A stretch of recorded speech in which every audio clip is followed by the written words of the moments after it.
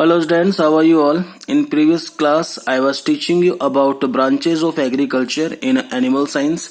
Today, we will start a new topic, that is scope of agriculture science. Let's start. Our first topic is scientific farming. In modern days, different kinds of new methods and new techniques are used by farmers to increase crop productions. Okay, means they are doing scientific farming. Okay, कि पुराने तरीके से जो खेती करते आ रहे हैं farmers, ठीक है, ऐसा वो नहीं कर रहे हैं. ठीक है, मॉडर्न एरा के अंदर they are using different scientific methods for farming. Okay, तो हम कहेंगे कि वो साइंटिफिक फार्मिंग कर रहे हैं. ठीक है, to increase crop productions. Scientific farming includes three steps: crop productions, horticulture and animal husbandry. In case of crop productions, I have told you farmers use different kinds of new methods and new technology to increase crop productions. ठीक है, जो new farming equipments आते हैं, ठीक है, hybrid seeds हो गए, good quality वाले फर्टिलाइजर्स हो गए हैं. ठीक है, गुड क्वालिटी वाले मतलब आपके इंसेक्टिसाइड्स, पेस्टिसाइड्स हो गए जो मतलब सोइल को मतलब हार्म नहीं पहुंचाते हैं. ठीक है, और एनवायरमेंटल पोल्यूशन नहीं करते हैं. तो मतलब न्यू जो साइंटिफिक मेथड्स हैं उनको फार्मर्स यूज कर रहे हैं. ठीक है, आज के दौर में इन साइंटिफिक फार्मिंग. ठीक है, तो यानी कि क्रॉप प्रोडक्शन में भी आएगा. बताया जस्ट आपको मैंने कि farmers use different kinds of scientific methods and new technology to increase crop production. Okay, second, horticulture. I have told you cultivation of fruits and vegetables occurs in a horticulture.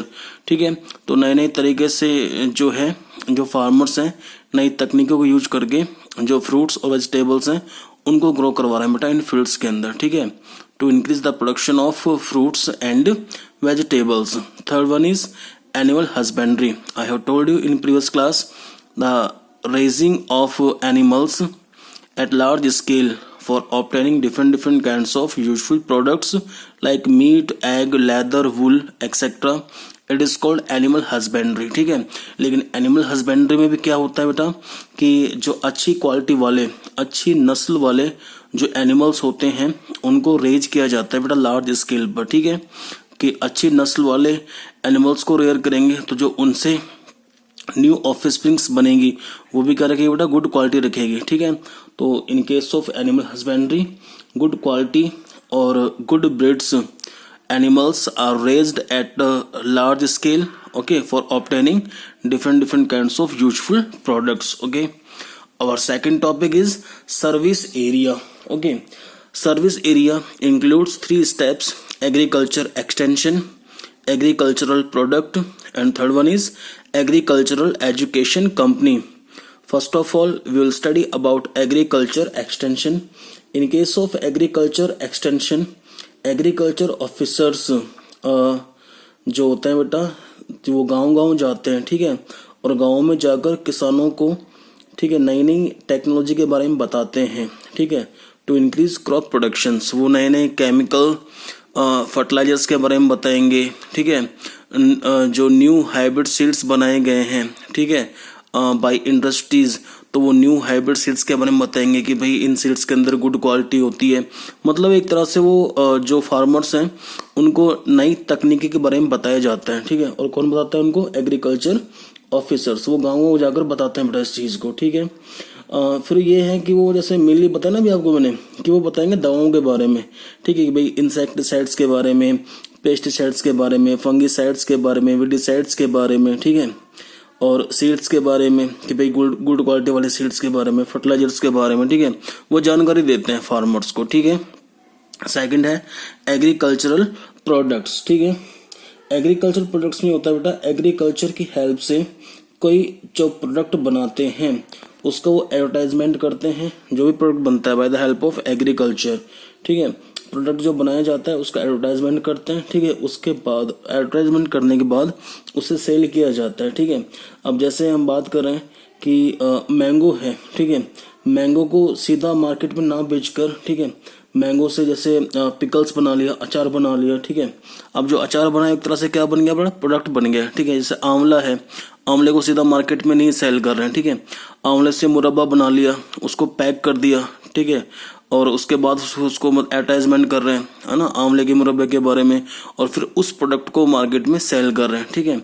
तो इसमें ये है ना agricultural products के अंदर। फिर हम बात कर रहे हैं एग्रीकल्चरल एजुकेशन कंपनी जो होती है, ठीक है। इसमें क्या है बेटा, एग्रीकल्चरल एजुकेशन जो कंपनी है उसके अंदर क्या होता है, एग्रीकल्चर से रिलेटेड जो नॉलेज है वो प्रोवाइड कराई जाती है एग्रीकल्चरल स्टूडेंट्स को और फार्मर्स को, ठीक है। उसको हम किस में रखेंगे, एग्रीकल्चरल एजुकेशन कंपनी के अंदर, ठीक है। समझ रहे हैं जो बताया भाई आपको मैंने कि जो भी कृषि विज्ञान से, एग्रीकल्चर से जो भी रिलेटेड नॉलेज होती है, ठीक है, it gives to agricultural students and farmers to increase crop productions, उनको जानकारी दी जाती है, ठीक है, एग्रीकल्चर के बारे में। फिर हम बात कर रहे हैं जो थर्ड स्कोप है बेटा एग्रीकल्चर में, एग्रीकल्चर रिसर्च, ठीक है। उसमें आ रहा है first seed production, second PDC है बेटा प्लांट डिजीज कंट्रोल, और थर्ड आ रहा है पेस्ट कंट्रोल, ठीक है। सीड प्रोडक्शन में क्या हो रहा है कि कोई भी जो सीड कंपनी होती है, आप देखते नहीं है जैसे जो मार्केट में दुकान होती हैं, ठीक है, एग्रीकल्चरल जो शॉप्स होते हैं जहाँ पे एग्रीकल्चर का सामान मिलता है, वहां पर सीड्स आप खरीदने जाएंगे तो आप देखते नहीं हाइब्रिड सीड लिखा होता है। हाइब्रिड सीड का मतलब ये है कि दो जो प्लांट्स थे, प्लांट ए और प्लांट बी, जब उन दोनों प्लांट्स का क्रॉस करवाया तो प्लांट सी मिला, ठीक है। अब प्लांट सी से जो सीड्स मिलेंगे हमें, ठीक है, वो सारे सीड्स क्या कहलाएंगे बेटा, हाइब्रिड सीड्स कहलाएंगे, ठीक है। कि हाइब्रिड सीड्स जो होते हैं बेटा, they have good quality then compare to normal seeds, ठीक है, क्योंकि उस हाइब्रिड सीड्स के अंदर दोनों प्लांट्स के कैरेक्टर्स आ जाते हैं। प्लांट ए का भी कैरेक्टर आ गया है, प्लांट बी का कैरेक्टर भी आ गया है, ठीक है, प्लांट सी के अंदर। अब जो प्लांट सी से सीड्स बन रहे हैं हाइब्रिड सीड्स, उन दोनों के अंदर दोनों प्लांट्स के कैरेक्टर आ चुके हैं, ठीक है। तो आप समझिए सीड प्रोडक्शन में आपको ये जानना है कि कोई भी जो कंपनी होगी सीड कंपनी, ठीक है, वो हाइब्रिड सीड्स बनाती हैं बेटा, ठीक है, by the help of new technology और न्यू मेथड्स, जैसे क्रॉस हाइब्रिडाइजेशन हो गया, दो प्लांट्स के बीच में क्रॉस करवाना, ठीक है। तो जो हाइब्रिड सीड्स बनाती है उसके अंदर गुड क्वालिटी होती है, बताया भी आपको मैंने, ठीक है। और अब इन हाइब्रिड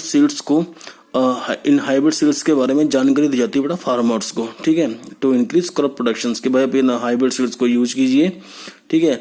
आप इन हाइब्रिड सीड्स को यूज कर रहे हैं तो आपको गुड क्वालिटी वाली क्रॉप्स मिलेगी, ठीक है। फिर हम बात कर रहे हैं सेकंड जो स्टेप है एग्रीकल्चर रिसर्च के अंदर, मतलब रिसर्च इसलिए बोल दिया है कि जो कंपनी होती है ना वो हेल्प करती है टू सिंथेसाइज हाइब्रिड सीड्स, ठीक है। हाइब्रिड सीड्स बनेंगे तो बताना कि हाइब्रिड सीड्स ही रखते हैं good quality then compare to normal seeds. तो जो रिसर्च जो साइंटिस्ट होते हैं, ठीक है, एग्रीकल्चरल साइंटिस्ट, वो बनाने में हेल्प करते हैं ना हाइब्रिड सीड्स को, ठीक है। फिर बात है पीडीसी, प्लांट डिजीज कंट्रोल, ठीक है। आपको पता है कि प्लांट्स में डिजीज होती है by the help of pathogens, there are different kinds of pathogens और disease causing agents like bacteria, virus, fungi that cause disease in case of plants, ठीक है। तो प्लांट्स में डिजीज कैसे लगी, ठीक है, कौन सा पैथोजेंस है जो प्लांट्स में डिजीज पैदा कर रहा है, ठीक है, क्या वो फंगल डिजीज है, क्या वो बैक्टीरियल डिजीज है, क्या वो वायरल डिजीज है, ठीक है, इसके बारे में जानकारी ली जाती है, ठीक है, साइंटिस्ट जानकारी लेते हैं इसके बारे में, ठीक है। और फिर प्लांट डिजीज को कैसे कंट्रोल किया जा सकता है, ठीक है, उसकी स्टडी की जाती है, ठीक है। और फिर उसके लिए जो है ना दवा बनाई जाती है, ठीक है, to kill this disease causing pathogens, ठीक है, समझ रहे हैं कि फिर बात है पेस्ट कंट्रोल की। आपको पता है कि there are different kinds of pesticides are chemical substances, they are used to destroy और किल पेस्ट, क्योंकि पेस्ट आपको पता है ना कि वो भी हार्म पहुंचाते हैं क्रॉप्स को, ठीक है। तो इसमें क्या होता है कि किसी भी प्लांट्स पर जब पेस्ट लगा है, ठीक है, तो उसकी स्टडी की जाती है, एक्सपेरिमेंट किया जाता है, ठीक है, और फिर उस पेस्ट को कंट्रोल करने के लिए केमिकल सब्सटेंसेस तैयार किया जाता है जिसका नाम दिया मैंने आपको पेस्टिसाइड्स, ठीक है।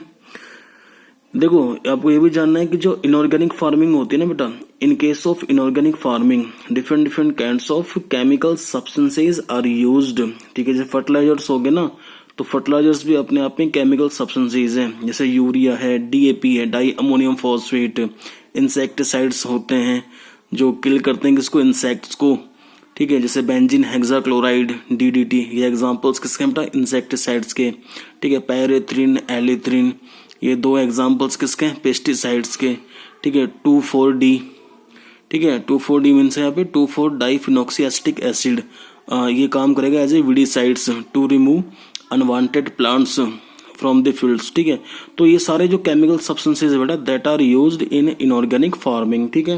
लेकिन अभी आपको इतना ध्यान देना है कि जो एग्रीकल्चर रिसर्च फील्ड होता है उसमें 3 स्टेप्स होती हैं कि साइंटिस्ट ना हेल्प करते हैं टू प्रोड्यूस हाइब्रिड सीड्स, ठीक है, और प्लांट डिजीज कंट्रोल की स्टडी करते हैं कि भाई किससे प्लांट्स में डिजीज हुई है, बैक्टीरिया से, फंगी से या वायरस से, ठीक है।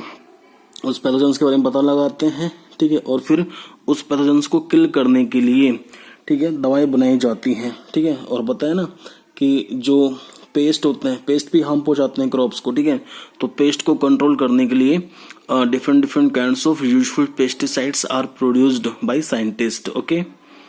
फिर हम बात कर रहे हैं नेक्स्ट जो टॉपिक है एग्रीकल्चरल इंडस्ट्री, ठीक है। अब जो एग्रीकल्चरल इंडस्ट्री है बेटा उसमें आपको देखना है कि ये 2 तरह की है ना इंडस्ट्रीज आएंगे इसके अंदर। एक तो खाने पीने का सामान जहाँ बनाया जा रहा है, ठीक है, जैसे अब ये देख रहे हैं, और दूसरा केमिकल बनाने वाली, ठीक है। भाई 2 तरह की इंडस्ट्रीज तो है ना on the basis of agriculture. अब जैसे डेयरी इंडस्ट्रीज, ठीक है, डेयरी इंडस्ट्रीज होती हैं, वहां पर आपको पता है कि मिल्क है, मिल्क जो एनिमल्स हैं, है ना, जैसे काऊ, बफेलो, गॉट, इनका मिल्क जाता है उस इंडस्ट्रीज के अंदर, ठीक है। अब क्या होगा बेटा, in dairy industries different kinds of products are produced by milk. वहाँ मिल्क काम करेगा एज ए रॉ मटेरियल्स, ठीक है। जैसे बटर मिल्क बनाना हो गया, चीज बनाना हो गया, ठीक है, और बटर बना दिया, घी बना दिया, ठीक है। ये सारा किससे बन रहा है, डेयरी इंडस्ट्रीज के अंदर, ठीक है। एक है जैगरी इंडस्ट्रीज, ठीक है, जैगरी इंडस्ट्रीज के अंदर शुगर मिल्स आ रही हैं, ठीक है, गुड़ का बनना हो गया, ठीक है। तो ये सब जैगरी इंडस्ट्रीज के अंदर। टेक्सटाइल इंडस्ट्रीज हो गया, मेडिसिनल इंडस्ट्रीज, आपको पता है कि there are different kinds of medicines that are produced by the help of plants, ठीक है। तो प्लांट्स हैं, जैसे प्लांट्स की लीव्स काम आ रही हैं, प्लांट्स के बार्क काम आते हैं, ठीक है। तो उनको ट्रांसपोर्ट करते हैं यहाँ पर इंडस्ट्रीज के अंदर फॉर प्रोडक्शन ऑफ मेडिसिन, ठीक है। रेडीमेड फूड हो गया, ठीक है, रेडीमेड फूड्स बनाए जाते हैं बेटा bye the help of agricultural products, ठीक है। टबैको प्रोडक्शन इंडस्ट्रीज, आपको पता है कि जैसे बीड़ी, सिगरेट, जर्दा, गुटखा, इन सब के अंदर क्या होता है, टबैको। तो टबैको जो प्लांट लीव्स होती हैं, ठीक है, उनको उस इंडस्ट्रीज के अंदर भेजा जाता है टबैको प्रोडक्शन इंडस्ट्रीज के अंदर, ठीक है। और वहां पर टबैको लीव्स को यूज करते हैं for production of different products like bidi, cigarette, जर्दा एक्सेट्रा जो भी है। एक है बेटा कि बताया ना कि 2 होती हैं इसमें एग्रीकल्चरल इंडस्ट्रीज, एक में आएगा केमिकल बनाने वाला, ठीक है, कि केमिकल बनाने वाली इंडस्ट्रीज जैसे कंपोस्ट बनाना, ठीक है, फर्टिलाइजर्स बनाना, ठीक है। बताया ना आपको कि in case of inorganic farming different kinds of fertilisers are used to increase fertility of the soils, ठीक है। वर्मी कल्चर, नर्सरी, कुछ प्लांट्स ऐसे होते हैं जो सीधे नहीं उगाए जाते फील्ड के अंदर, ठीक है। नर्सरी में जो छोटे जो प्लांट्स हैं वो तैयार किए जाते हैं, फिर उन प्लांट्स को उगाया जाता है फील्ड के अंदर, ठीक है। एग्रीकल्चरल केमिकल्स बनाए जाते हैं, insecticides, pesticides, fungicides, herbicides, weedicides, ठीक है।